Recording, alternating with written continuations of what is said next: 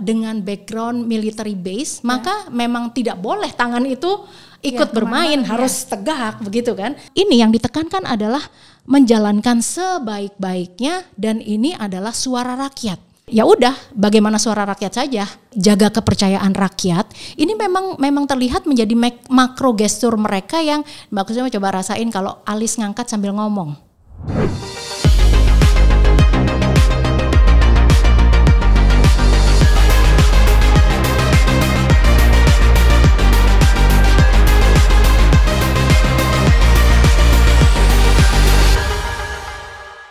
Pemirsa, mari kita memahami karakter yang menjadi kunci sukses dengan ilmu grafologi. Dalam Aksara Bercerita bersama saya, Kusuma Prabandari. Setiap perilaku manusia terhadap semua stimuli akan menghasilkan reaksi yang cepat dan refleks, sehingga tidak dapat ditutupi dan minim untuk dimanipulasi. Dengan mengetahui gestur dan mikroekspresi, kita dapat mengetahui perasaan dan emosi seseorang terhadap sesuatu dengan benar. Daripada Anda penasaran, apa sih gestur dan mikroekspresi itu? Di studio sudah hadir seorang pakar gestur dan mikroekspresi. Sahabat saya, Ibu Monika Kumalasari. Halo Mbak Monika. Halo Mbak Kusuma, sahabat saya. Terima kasih sudah datang. Udah bisa baca kan ekspresi saya, jadi nggak usah ditanya nih. Baik. Excited banget, gembira banget, terima kasih. Baik, kita tahan dulu dan kita sama-sama melihat profil Monika Kumalasari berikut ini. Kepiawaian Monika Kumalasari, seorang praktisi dan analis gestur dan mikroekspresi tak perlu diragukan lagi. Dewan Ahli Iluni Psikologi Universitas Indonesia ini kerap memberikan pandangannya terkait bahasa nonverbal para negarawan dan tokoh politik Indonesia. Melalui gestur dan mikroekspresi keahliannya, Monika bisa membaca respon emosional yang tidak tampak secara jelas dan hanya terjadi dalam sepersekian detik. Mikroekspresi bukan untuk melabel atau menilai seseorang, namun untuk lebih memahami kondisi psikologinya. Daripada penasaran, yuk langsung saja kita simak obrolan seru Monika Kumalasari dalam Aksara Bercerita bersama Kusuma Prabandari. Mbak Monika, lama tidak jumpa. Iya ya. Dan ternyata tidak semua orang itu tahu apa itu gestur dan mikroekspresi. Iya, iya. Boleh dong dijelaskan kepada semua pemirsa? Ya, baik. Jadi studi ini berawal dari yang namanya Dr. Paul Ekman, ya. Beliau adalah psikologis yang sangat fenomenal. Kira-kira 60 tahun yang lalu itu beliau datang ke Papua. Jadi datangnya ke Indonesia, Mbak. Gitu ya. Ke Papua. Nah, pada saat itu beliau sedang melakukan research, awalnya adalah mengenai body language. Ya, jadi melihat orang di pedalaman, ya, dengan kendala bahasa, ya, terus kemudian melihat bahwa ternyata body language-nya orang pedalaman itu berbeda dengan orang di benua yang lain atau sesama Indonesia pun berbeda. Artinya ada sesuatu dong seharusnya yang bersifat universal tanpa verbal tetapi bisa ditangkap. Akhirnya beliau melakukan riset kepada facial expression atau ekspresi wajah manusia. Karena manusia ini di wajahnya ada lebih dari sekitar 50 otot wajah yang berperan terhadap apa yang dirasakan. Jadi gimana caranya? Misalnya ada binatang tikus, kemudian di ini nih, terus maka dia akan ekspresinya gini, oh berarti orang tersebut terkejut karena di seluruh dunia sama. Semua orang ekspresinya, nggak peduli apakah ini orang Amerika, orang pedalaman dan sebagainya, begitu ya.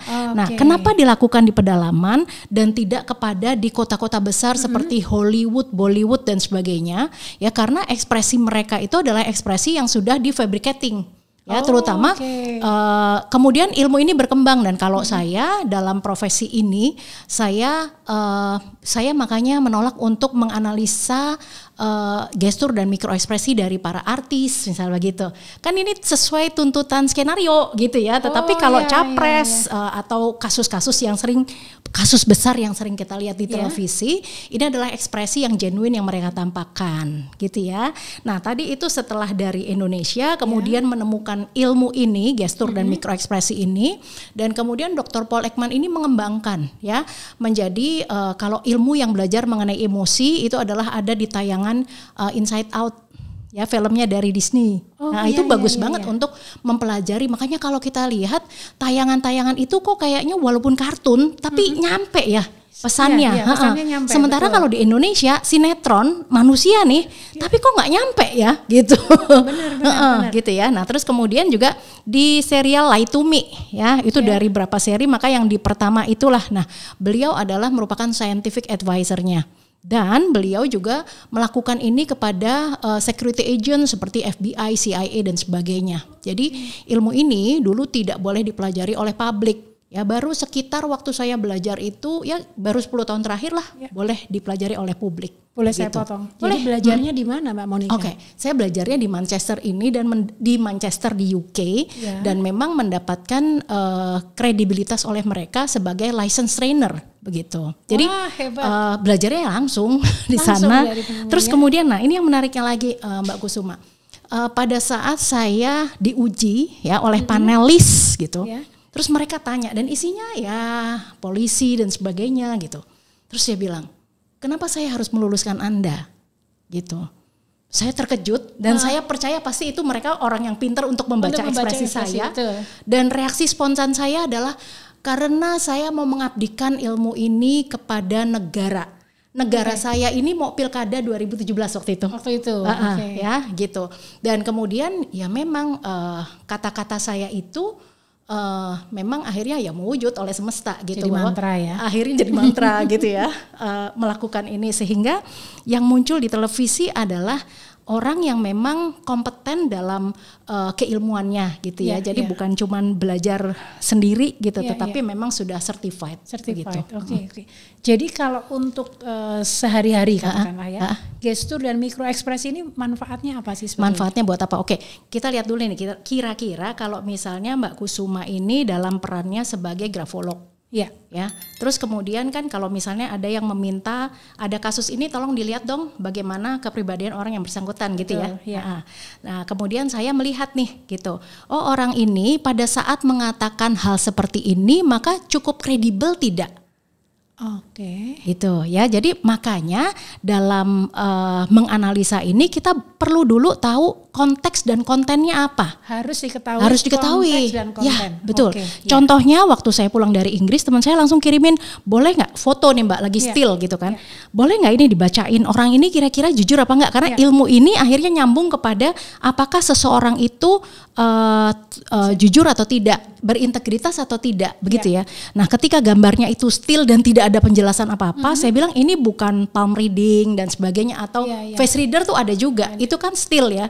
Nah, ini tidak, tapi harus diketahui pada saat momen apa, bagaimana kondisi kebatinan yang bersangkutan. Nah, yang saya baca adalah ya kalau gambar begini saya nggak bisa menganalisa, tapi mungkin saya bisa menganalisa kayaknya ini pacar kamu deh, gitu. Wah, iya. Karena kok tiba-tiba penting untuk ditanyakan gitu ya. Jadi sepertinya ada khusus itu ya. Hubungan khusus gitu. Jadi sebenarnya gini, kalau dari mikroekspresi tadi yang bisa tampak apa saja sih Mbak Monica? Seluas apa gitu? Tadi dalam konteks peranan tadi Mbak Kusuma ya, misalnya besok maka saya akan berbicara di parenting orang tua murid gitu ya. Bagaimana orang tua itu mengetahui atau bisa membaca bahasa tubuh anak gitu ya, anak-anak remaja gini di suatu SMA alumni saya gitu ya. Nah, kenapa? Karena supaya tidak kejadian lagi bahwa kasus dari siswa itu akhirnya muncul bahkan menjadi kasus yang besar yang kita lihat di televisi begitu kan. Jadi orang tua harus bisa membaca apa yang tidak terlihat, membaca yang tidak terlihat, begitu. Dalam konteks wawancara, interview. Maka ini akan digali interview untuk rekrutmen, gitu ya. Nah, terus yang menarik lagi adalah untuk pengembangan suatu produk. Suatu produk seperti apa itu misalnya Mbak Kusuma punya produk. Terus kemudian produk ini di launching ya. Terus kemudian kita pengen tahu respondennya sungguh nggak bahwa dia menerima produk itu. Kemudian kan dia di interview. Nah, ekspresinya bisa terlihat apakah dia benar-benar genuine nggak mereview produk tersebut. Oh, di situ Ya, apalagi maksudnya. barang-barang endorsan sebagainya Iya, gitu betul, ya. betul, Nah, betul. ini untuk satu produk besar gitu. Ini penting sekali untuk membaca bahwa ketika mereka dikirimi produk tersebut, maka apakah genuine tidak bahwa oh ini rasanya kurang manis misalnya begitu ya. Nah, terus kemudian yang saya pikir lagi bahwa sekarang ini lembaga-lembaga riset elektabilitas dan sebagainya Ya. penting banget dong. Iya. Bukan hanya untuk menyenangkan dan sebagainya Iya, gitu ya, betul. tetapi ketika ada responden ini apakah cukup genuine atau tidak begitu. Terus Oke, berarti produk juga ya. Terus apalagi nih? Bisa nggak kalau untuk di pengadilan? Di pengadilan iya, iya melihat. betul. Jadi sudah digunakan belum di Indonesia? Sudah, tapi ini secara komplimen ya. Jadi kita Oke. menolong kayak misalnya saya adalah merupakan konsultan dari suatu kasus X. Maka yang menggunakan jasa saya melihat kadang-kadang tidak hadir secara langsung tetapi dengan video, maka oh di bagian ini kok ada yang tidak ada yang leakage gitu. Coba dibanyakin pertanyaan mengenai ditekan mengenai pengalaman dia waktu apa gitu loh. Jadi akan ada catalytic question yang biasanya juga sudah saya siapkan untuk memancing sehingga hal tersebut bisa keluar begitu. Oke. Oh, keren banget kan Pak. Jadi sebetulnya gini, kalau saya lanjutkan ya. Saya nih misalnya dari kita ngobrol beberapa menit ini. Betul. Bisa terlihat nggak sih ada berapa ekspresi yang muncul dari wajah saya atau gestur saya? Oh, oke. Jadi gini, kita melihat dulu bahwa pada saat ini ya, ini Mbak Kusuma ini tahu bahwa ini akan beredar di publik ya. Kalau misalnya ada ekspresi grogi ya, terus kemudian berasa tidak nyaman dan sebagainya, ya itu wajar saja gitu. Tetapi tidak ada hal yang akan membuat kredibilitas Mbak Kusuma akan menjadi turun atau mempertaruhkan kredibilitasmu Mbak. Gitu. Artinya kan ini sesuatu yang ingin disampaikan kepada publik. Betul. Dan nggak ada yang perlu dianalisa. Tapi kalau misalnya orang sedang wawancara kerja, ini kondisi yang disebut dengan high stake. Oke. Ya, beda. Para capres cawapres pada saat kampanye, pada saat mereka apalagi debat, nah itu semua terlihat. Nah, tapi kalau dalam konteks artinya kan kita bicara kayaknya tinggi sekali ya ilmu ini gitu ya. Tetapi apakah seorang Mbak Kusuma dalam peran, saya mengatakan peran sebagai seorang istri gitu ya, perlu nggak sih ilmu ini gitu? Kalau misalnya kita melihat ini bukan Mbak Kusuma, orang lain misalnya ya, melihat bahwa suami aku kok biasanya nggak pernah mesra, terus tiba-tiba manggilnya ayang gitu, terus tiba-tiba pakai parfum berangkat ke kantor necis, kok keluar dari baseline-nya ya?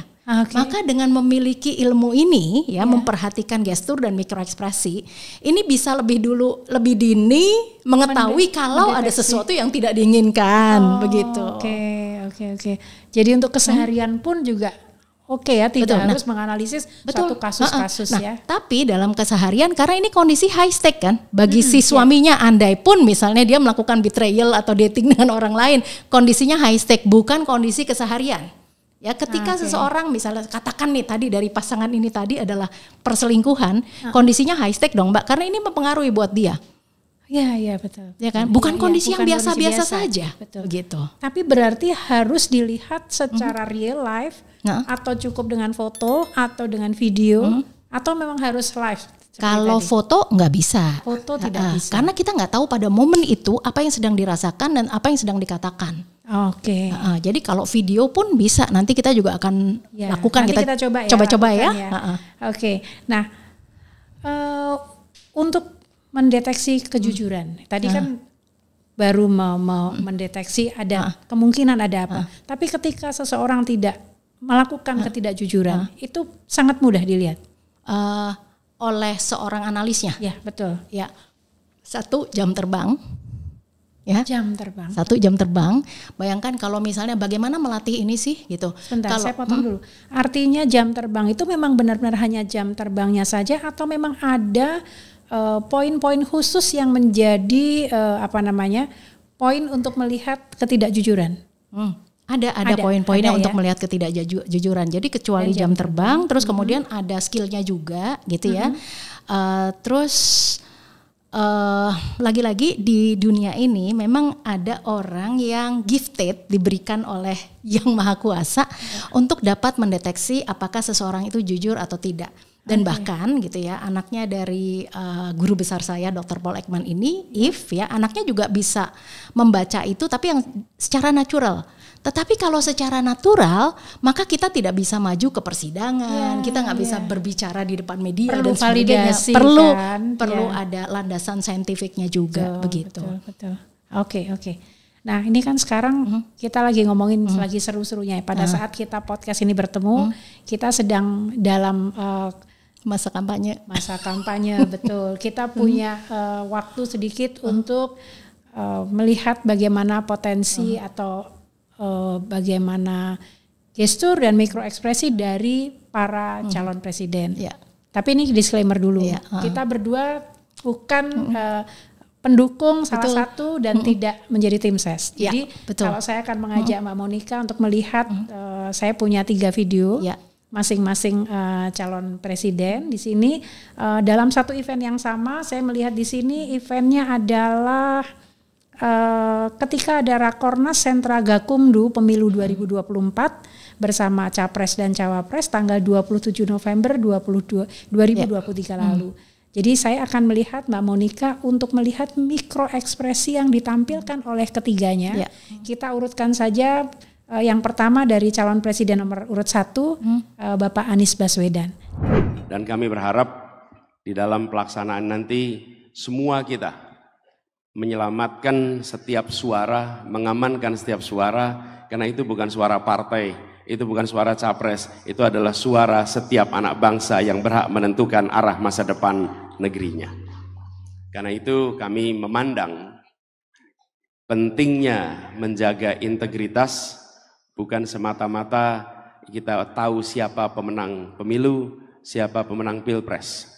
Tapi tujuan pemilu dan pilpres adalah menghadirkan pemerintah yang berwibawa. Silakan untuk yang pertama Bapak Anies Baswedan nomor urut 1. Jadi gini, kondisinya adalah konten dan konteksnya terpenuhi. Ya, artinya ini ada video secara live yang bisa diamati begitu. Dan kemudian dalam scene ini ya, yang pertama nih, capres yang pertama ini yang menjadi highlight secara verbal adalah mengatakan mau mengamankan suara ya, mengamankan suara gitu ya, jadi tidak ada suara yang dibeli dan sebagainya atau perhitungan dan lain-lain. Dan ini adalah sebelum kampanye, sehari sebelum kampanye. Kemudian menekankan mengenai masalah integritas, pemerintahan yang berwibawa dan konsisten begitu ya. Nah, kalau kita ketahui bahwa Pak Anies ini adalah merupakan seorang orator yang sangat terstruktur, kemudian bagus dalam verbal ya. Nah, apakah hal tersebut mengenai integritas, wibawa dan sebagainya ini genuine kah atau pesanan seseorang? Karena kemungkinan juga ini bukan merupakan sesuatu yang menjadi concern beliau gitu. Tapi dalam ketika kita melihat ada gestur dan mikroekspresinya, kita melihat ekspresi-ekspresi wajah ini berkesesuaian dengan apa yang disampaikan secara verbal. Gitu. Begitu pula mengikuti bahwa ketika seseorang melakukan orasi, speak dan sebagainya, bahasa tubuh ini juga ikut bermain gitu ya.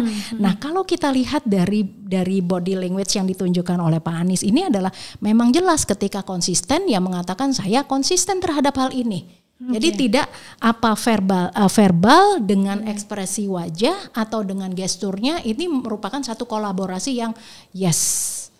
Ya, jadi artinya no doubt dalam konteks ini bahwa yang menjadi concern beliau adalah mengenai mengamankan suara, integritas, kemudian pemerintahan yang berwibawa dan konsisten, ini jelas gitu ya. Jadi kita tidak mengatakan bahwa ini pesanan untuk disampaikan di dalam event ini begitu. Jadi ada kesesuaian. Antara verbal, dengan non-verbalnya.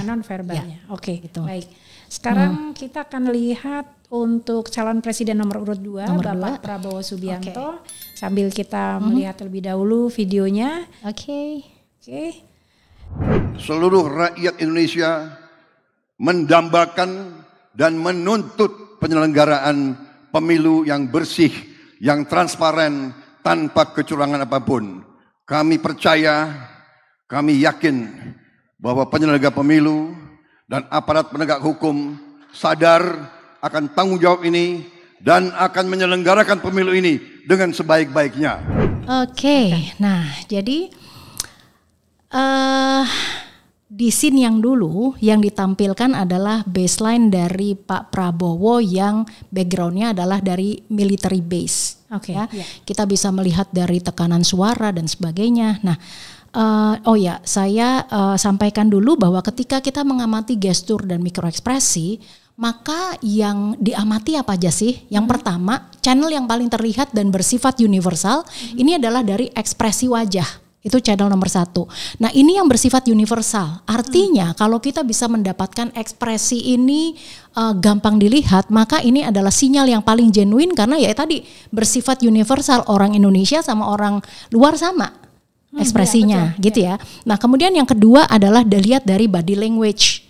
Nah, ya jadi kalau tadi saya mengamati dari ekspresinya Pak Anies ya yang pertama, terus kemudian dari body language-nya berkesesuaian gitu ya.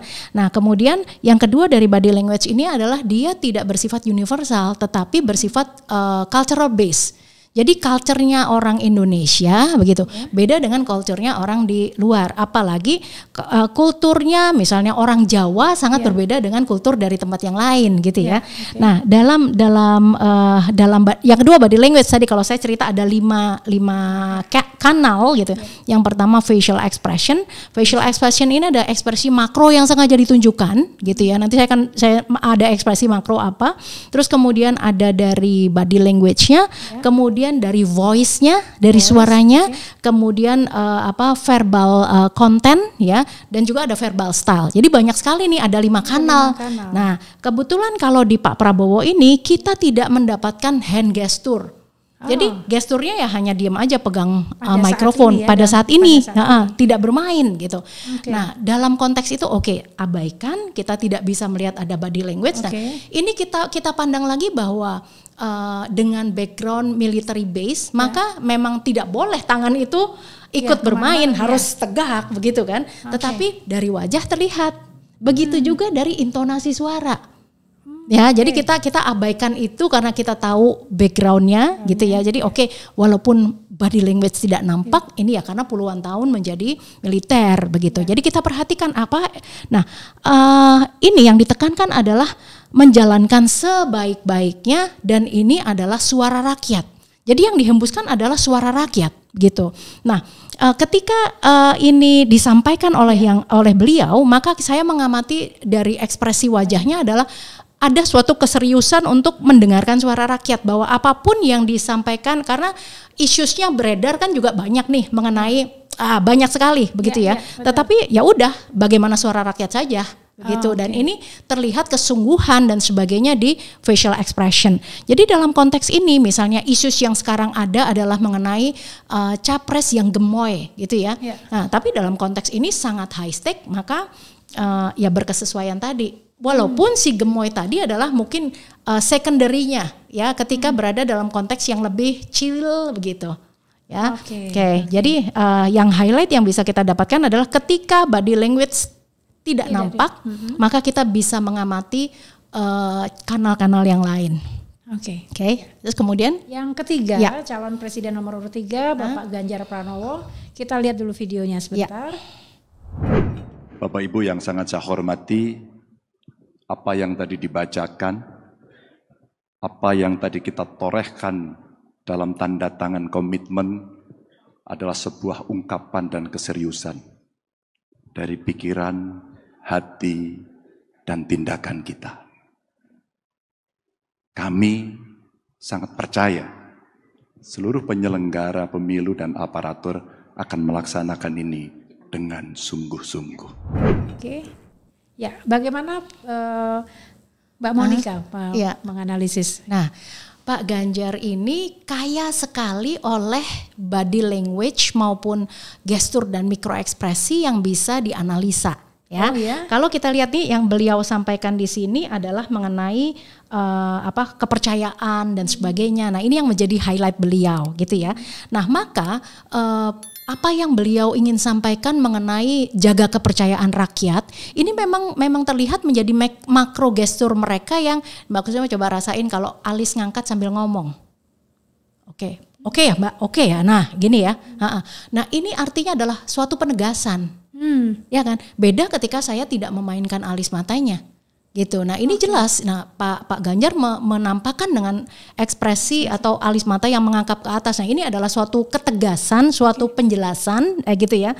Ingin menyampaikan sesuatu yang di highlight dan kemudian juga dari hand gesturnya ini main, gitu ya. Jadi ketika menekankan, maka tangan juga seperti itu. Jadi kita lihat ini adalah merupakan cara beliau untuk mengatakan bahwa jaga kepercayaan ini, ya, dan oke banget nih, gitu. Terus kemudian juga dari voice yang disampaikan ini dalam konteks yang high stake ini adalah merupakan menggunakan suara perut ke bawah nih Mbak. Jadi kita sampai di sana ya bisa sampai jadi memang ini dalam ya. Ini saya kasih contoh nih, misalnya Mbak Kusuma hari Jumat pulang malam ya. Terus di rumah gitu suami udah pulang, suami tanya gitu. Tanyanya gini, "Dari mana aja sih kamu?" Ya, tinggi ya. Oke. "Dari mana aja kamu?" Yang menakutkan yang mana? Yang kedua. Yang kedua. Kenapa? Nggak perlu dijawab deh, minta maaf aja langsung. Ya, betul. Ya. Nah, itu. Nah, jadi saya sudah tahu apa yang menjadi partikular yang membuat kami tidak percaya. Nah, itu yang disampaikan oleh Pak Ganjar, tapi dengan suaranya. Nah, luar biasa banget kan, Mbak. Akhirnya kita tahu bahwa bagaimana suasana kebatinan masing-masing capres terbaca di sini.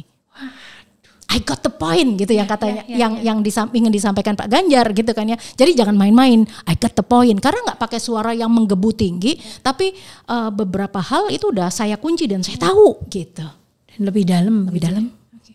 Wih, menarik sekali ya. Menarik sekali, apalagi dalam kondisi seperti sekarang, semua orang membutuhkan informasi seperti ini.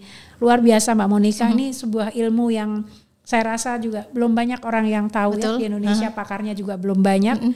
Saya rasa Mbak Monica orang yang pertama, termasuk kelompok pertama yang mendalami dan mensosialisasikan ini semua. Oke, wah menarik sekali kalau mendengar Mbak Monica menjelaskan sesuatu itu selain ekspresinya menjelaskan juga luar biasa, kontennya juga luar biasa.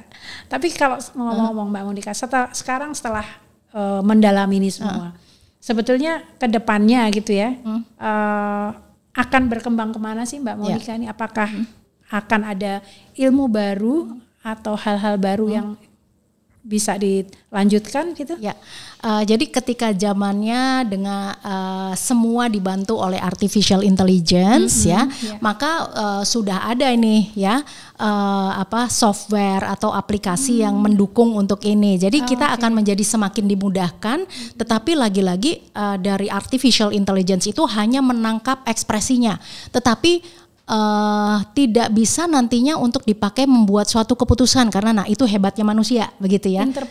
Interpretasinya mereka hanya menangkap emosinya apa, karena yang dilihat dari gestur dan mikroekspresi adalah emosi atau ekspresi seseorang pada saat mengatakan ini, maka apa emosinya, bagaimana suasana kebatinannya gitu ya. Jadi kalau menurut saya akan menjadi lebih dipermudah dan ini akan berkembang lagi menjadi ilmu yang applicable untuk masyarakat begitu.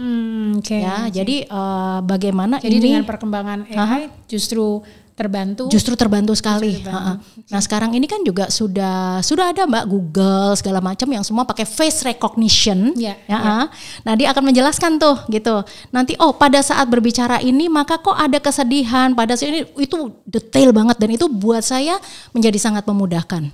Begitu dengan alat bantu tersebut, tetapi nanti hasil interpretasinya tetap manusia. Iya, karena itu benar-benar keahlian itu yang nggak terbeli sebetulnya ya. Kalau teknologi itu bisa didesain ya, tapi keahlian itulah yang keahlian itu tidak terbeli. Saya setuju banget ya. Dengan menguasai ilmu ini banyak orang justru malah mengatakan, Mbak, di setiap saat dong kamu pasang radar gitu kan ya. Enggak, justru malah enggak begitu. Saya punya space yang lebih luas untuk bisa menerima seseorang tanpa dengan menggunakan kacamata dari pengalaman saya, belief value saya dan sebagainya. Saya ada satu cerita yang menarik deh Mbak. Apa nih? Boleh. Ya, jadi pernah kami memberikan suatu pelatihan ya kepada lembaga negara gitu. Dan kemudian biasanya saya memberikan satu kasus ya, terus kemudian orang tersebut menceritakan mengenai story hidupnya gitu ya. Saya katakan kepada peserta itu bahwa coba lihat orang ini jujur atau bohong. Dan semua mengatakan bohong. Hanya satu yang mengatakan orang ini jujur gitu. Dan orang yang bersangkutan itu memang saya hadirkan, tapi sebelumnya kan memang udah direkam ya, sehingga ekspresinya nggak mengulang kan Mbak. Jadi boleh kita katakan bahwa itu adalah cerita yang pertama, ekspresinya adalah yang genuine. Ternyata orang yang jujur dibilang bohong. Gitu. Nah ini yang menjadi satu keprihatinan buat saya, bahwa kenapa orang-orang senior ini ketika mereading seseorang kemudian masih menggunakan teorinya dia. Oh nggak mungkin, nggak ini dan sebagainya. Tetapi ketika kita mengamati dari nonverbalnya, ini justru malah akan terlihat sekali. Gitu. Terus akhirnya saya pikir, aduh ini penting banget untuk saya berkarya di lembaga negara supaya kredibilitas itu bisa dibaca dan bisa dianalisa. Betul, iya gitu. Ya, jadi bukan karena catatan bahwa selama ini prestasinya baik dan sebagainya, begitu. Berarti ke depan atau katakanlah sekarang dan ke depan Mbak Monika akan lebih banyak juga sharing ilmunya. Ini seperti benar.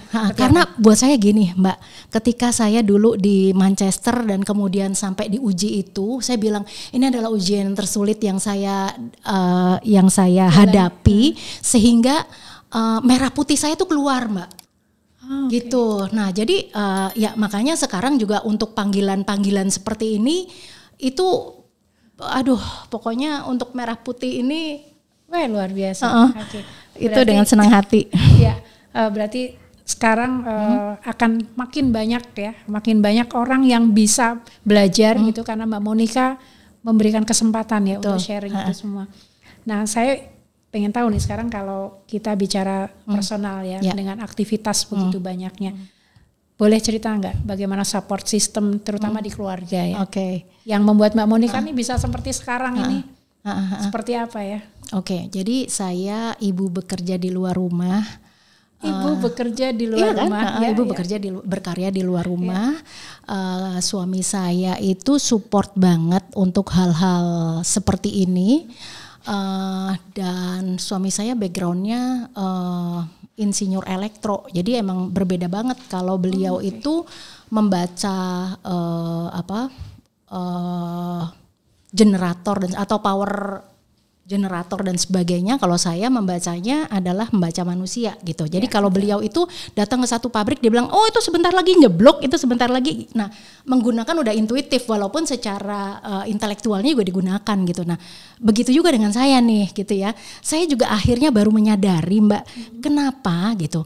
Sebelum saya berangkat ke Manchester itu saya lagi rajin banget ikut meditasi dan sebagainya Mbak. Jadi ya waktu itu saya pernah sampai dengan 10 hari di tengah pulau di Thailand, namanya Wat Kotam pulaunya, meditasi yang cuman boleh makan sampai jam 7 dan jam 11, terus kemudian melakukan kegiatan bersihin ya seperti itulah kegiatan kerja bakti gitu ya. Nah akhirnya saya baru tahu kenapa sih dorongan itu kuat sekali gitu ya.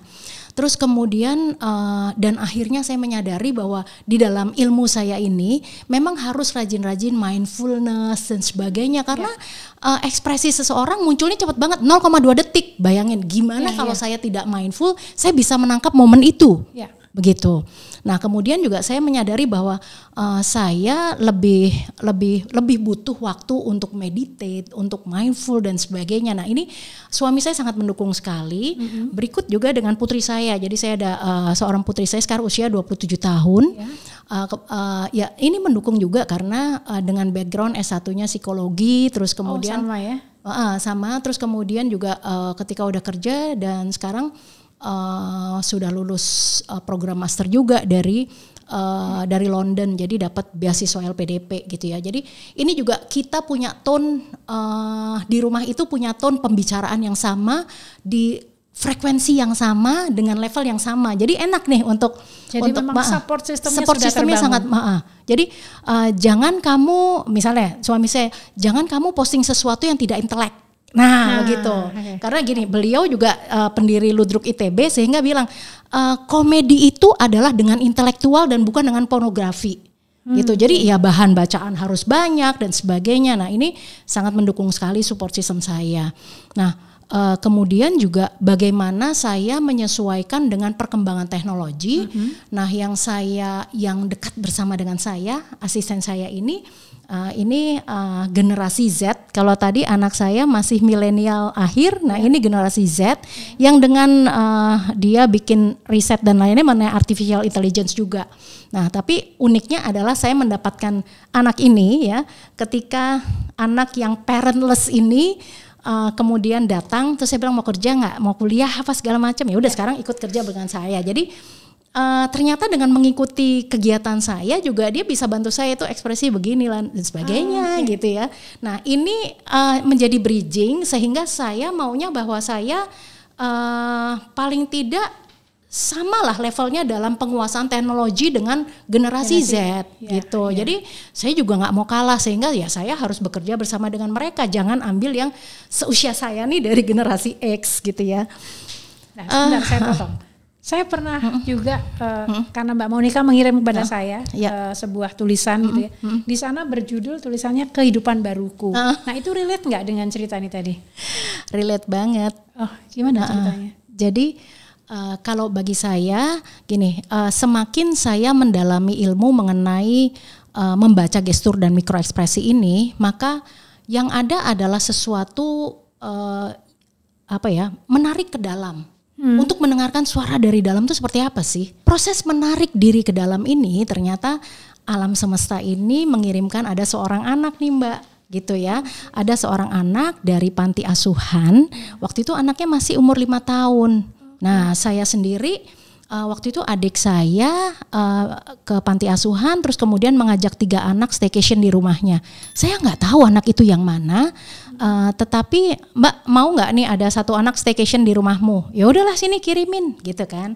Dikirimin ke rumah gitu dan anak ini stunting, terus bicaranya juga nggak lancar, bahkan di usia 5 tahun masih pakai pampers begitu. Waduh kok ini PR banget anak ini gitu ya. Nah ketika tadinya main ke rumah, terus kemudian anak ini dipulangin ke panti asuhan gitu ya. Kok ada rasa rindu ya, mulai kayaknya mikirin anak ini gitu. Nah akhirnya suatu ketika suami saya pas lagi lebaran itu dia ada project di luar kota, sehingga saya bilang aduh anak saya juga pergi, udah deh staycation sama anak itu dipanggil lagi ke rumah gitu ya. 5 hari kami bonding dan di kehidupan itu membuat saya bisa menangis tengah malam bahwa kalau dia tidak ketemu saya apa yang akan terjadi gitu, karena dia pernah sampai kesulitan dalam proses digestif ini adalah sampai mau pup aja nggak bisa, maaf, jadi sampai teriak aduh Tuhan maafi aku, ampuni aku. Nah itu membuat saya udah ini adalah dunia saya. Terus saya bilang terus saya sempat diprotes sama suami saya waktu itu, kenapa sih ada anak ini tidur di kamar kita juga gitu kan. Terus saya bilang ya nggak apa-apa nanti aku pindahin, saya bilang gitu. Terus tapi akhirnya berjalannya waktu justru suami saya itu bisa menerima banget, dan ketika saya sebulan ada di London, anak yang tadinya pakai pampers ini bisa di bawah supervisi suami, ini juga bisa lepas pampers gitu. Terus kemudian juga akhirnya kita bilang ini manajemen Siti Edang ya gitu. Artinya saya sekarang punya mbak yang merawat dia, punya yang mengantarkan dia beraktivitas dan lain-lain. Jadi anak ini membawa rezeki bagi banyak orang juga gitu. Dan inilah yang membuat kami benar-benar totalitas banget terhadap anak ini, bahkan ya nggak peduli mau dia stunting dan sebagainya, tapi kita bilang Tuhan nggak pernah salah gitu. Ini yang jadi kehidupan baru kami. Saya, suami, kemudian anak saya juga, putri saya, berarti kan sekarang belajar bagaimana punya sibling, belajar nantinya kalau dia jadi ibu gitu ya. Nah terus kemudian ya support system saya akhirnya semua yang tadinya setengah-setengah atau bahkan menolak semuanya support. Inilah yang menjadi buat saya adalah Tuhan mengirimkan pesan kehidupan kepada kami melalui anak ini. Jadi kalau lihat support system dari orang tua saya dan lain-lain yang akhirnya menganggap ini juga cucu kita loh gitu. Itu luar biasa sekali. Dan yang paling penting adalah ketika saya memotivasi orang yang punya masalah, Mbak. Itu saya bilang dalam konteks apapun deh, misalnya kamu bilang dalam konteks bisnis kamu lagi sepi, saya bilang gitu. Karena produk kamu tidak cukup baik dari orang lain, saya bilang. Waktu saya datang ke panti asuhan, banyak anak-anak yang lebih lucu, lebih cakep, lebih pinter. Tapi kenapa yang saya ambil adalah anak yang bermasalah? Nah, begitu juga hidup gitu. Ketika Tuhan ingin memberikan kepada kamu, walaupun produk kamu tuh masih kalah dari orang lain, ya ada aja rezekimu, begitu. Wih, luar biasa, luar biasa. Waduh, Mbak Monica, dari cerita mikroekspresi, gestur, sampai ke personal spiritualitas yang luar biasa, spiritualitas yang luar biasa. Pasti akan membuat acara ini semakin semarak begitu ya, Mbak Monica. Tapi kembali lagi saya seperti halnya dalam Aksara Bercerita ini, saya selalu mengakhiri sesi ini dengan analisis tulisan tangan. Karena sebagai grafologis saya memang punya komitmen untuk juga sama dengan Mbak Monica melakukan hal itu untuk kebaikan sebanyak mungkin orang. Jadi saya akan masuk ke sesi grafologi. Membaca, menganalisa tulisan yang sudah saya kirim gitu ya. Betul. Oke, nggak sabar saya.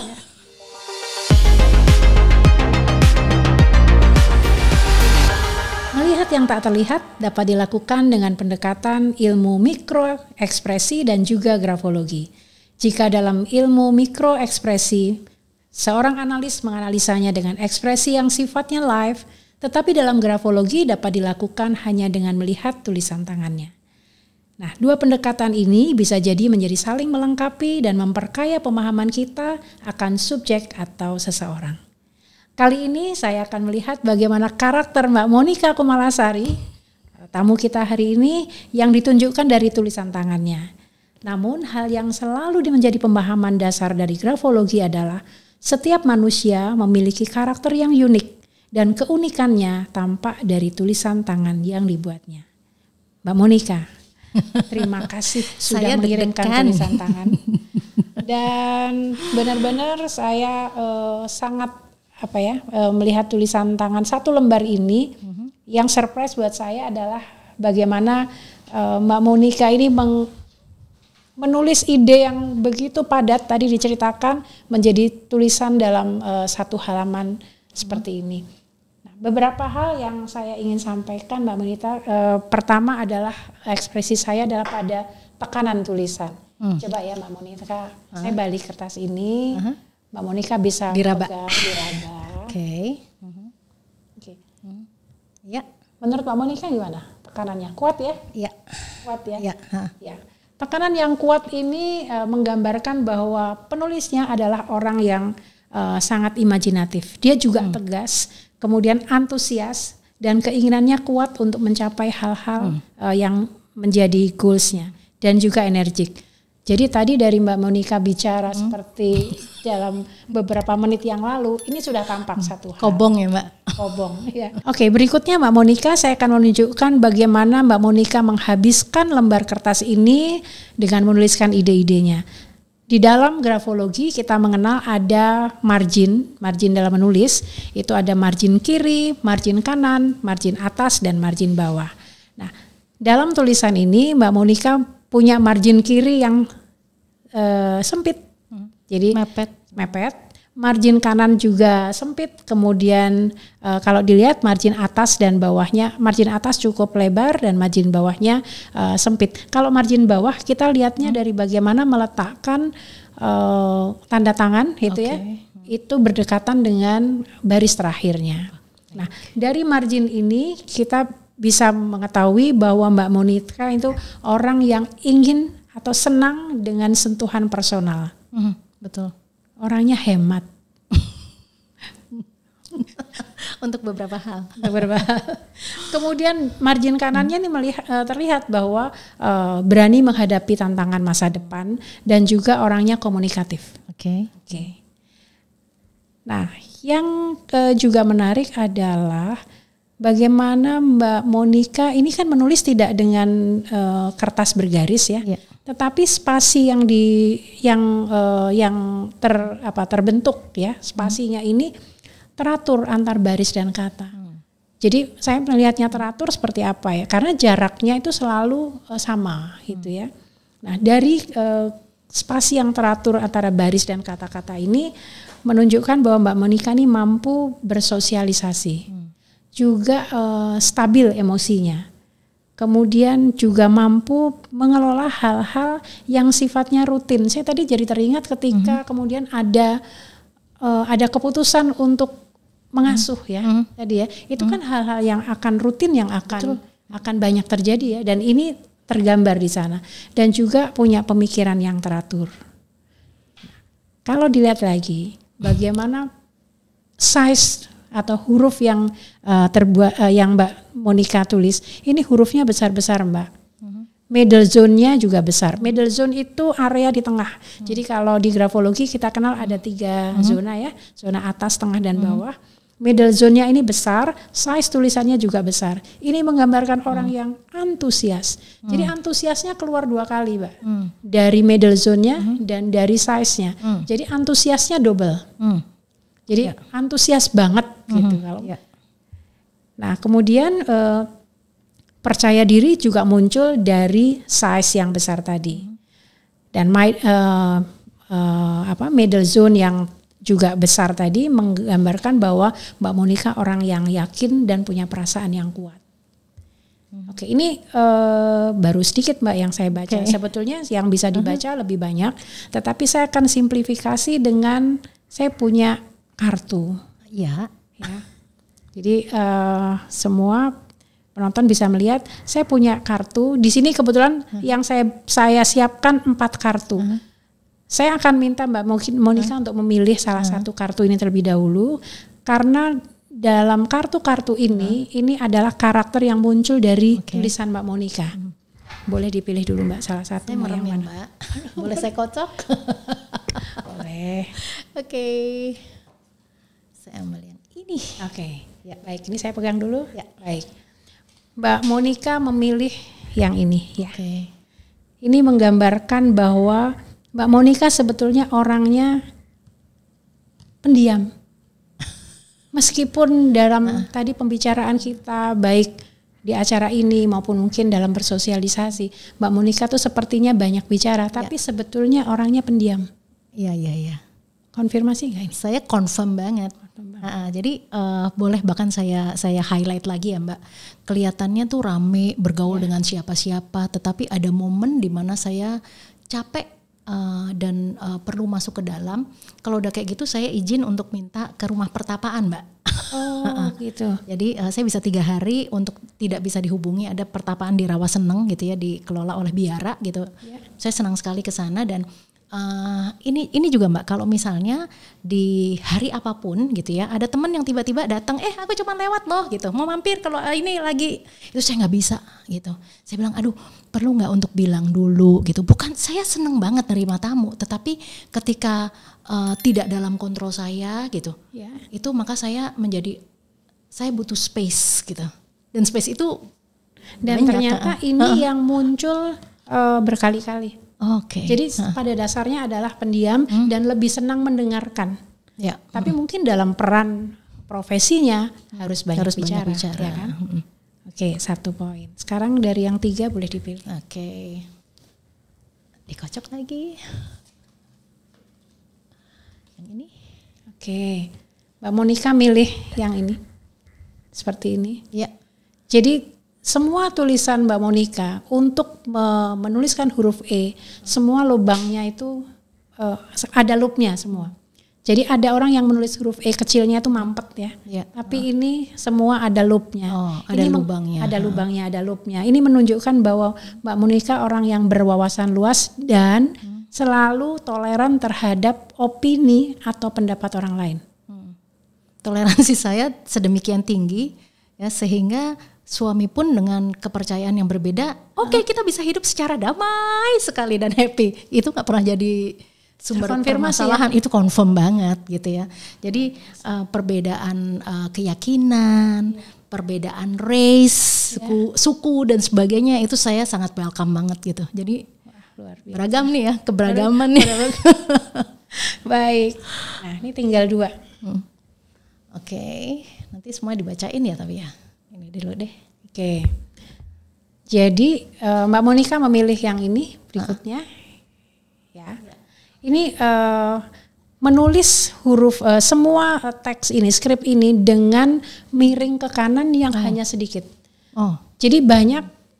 Nah, saya mau ini juga ya, mau sampaikan. Generasi sekarang, generasi milenial, Gen Z, Alpha, apalagi mereka banyak menulis itu dengan vertical slant. Iya. Ya.